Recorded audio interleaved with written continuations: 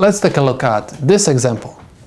I want you to always keep in mind that the coefficient of your second degree term must be always equal positive 1. No matter what we have over here, positive number or negative number, we're supposed to bring it always to the positive 1.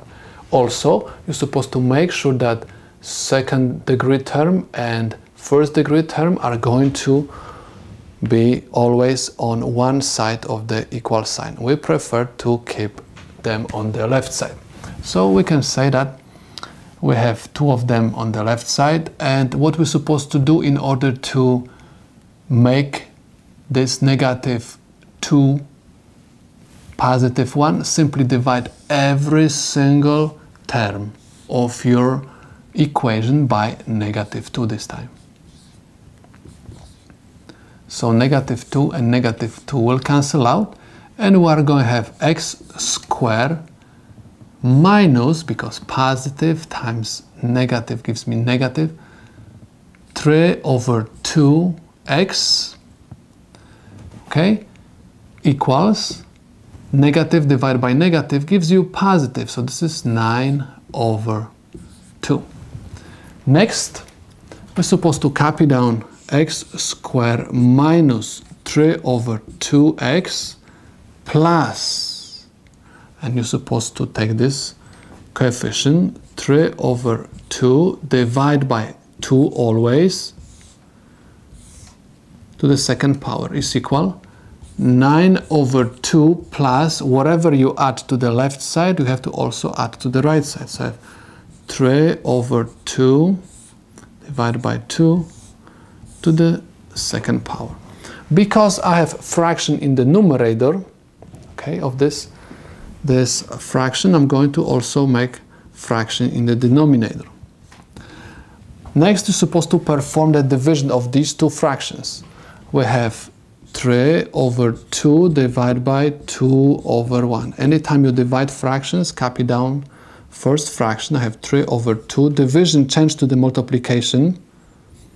And find the reciprocal of the second fraction, 1 over 2, which is equal 3 over 4. Now we can rewrite this equation, and we have x squared minus 3 over 2x plus 3 over 4 to the second power equals 9 over 2 plus 3 over 4 to the second power. Okay, now we're supposed to write x minus 3 over 4 to the second power. Remember, this x has to be copied down over here, this negative sign over here, and base has to go over here. Equals 9 over 2 plus 9 over 16. Next, we're supposed to add these two fractions. In order to add these two fractions, we're supposed to find common denominator. Common denominator for these two fractions is 16. So 2 times 8 will give me 16. Whatever I did in the denominator, I'm going to do also in the numerator, multiply by 8. And copy this down. We'll have x minus 3 over 4 to the second power is equal 9 times 8 is equal 72 over 2 times 8 is equal 16 plus 9 over 16. This is going to be x minus 3 over 4 to the second power equals 81 over 16.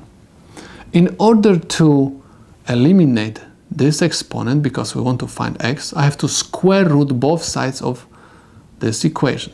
And I'm going to have x minus 3 over 4 is equal plus minus square root of 81 over 16.